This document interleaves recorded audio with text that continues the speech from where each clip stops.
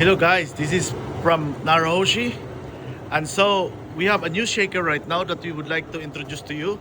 So if you have a Narohoshi printer or an Epson printer, P6000, P7000, 7890, this is the best shaker that you're gonna use.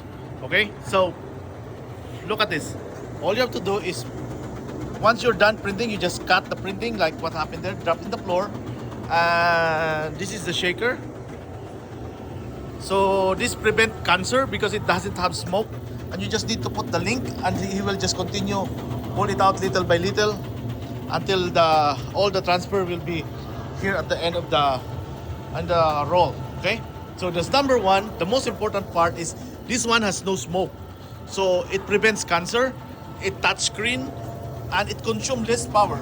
So if you see here, that's about 4 ampere, 5 ampere times 220 volts.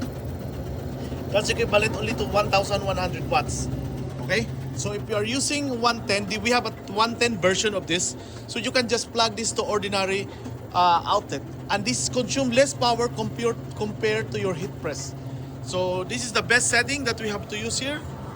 We've been printing the whole day and this is how it results now.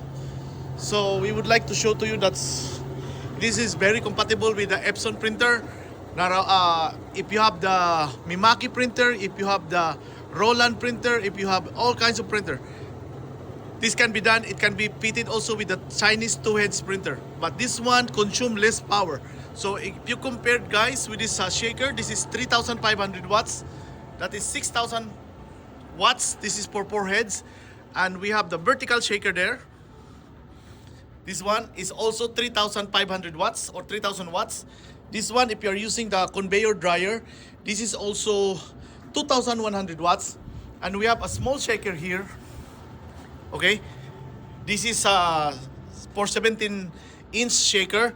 This consumes about 3,000 watts. And we have this small shaker also at 12 inch. It's already defective, but this one consumes also about 2,500 watts. But if you compare to this shaker, this new shaker developed by Narohoshi, this is only 1,100 watts compared to this heat press. This heat press consume 1,500 watts. Can you imagine how we're able to make this shaker so good that it consumes less power? And this is the actual one. If you can see it here, look at this. Look at that. That's the consumption. See that? That's the ampere. Multiply it with the voltage. So right now we're using 220. So 5 ampere times 220, that's 1,100 watts. So the key peak factor here is the air inside, the hot air inside. We suck it, we filter it, and pump the hot air back inside of it. So no heat is escaping. This is like an oven. You know, an oven? There's no heat that is escaping. So that's why this consumes less power. And there's no smoke. So it prevents cancer. So guys, what are you waiting for? This is the best shaker we ever developed. Thank you so much. Have a nice day.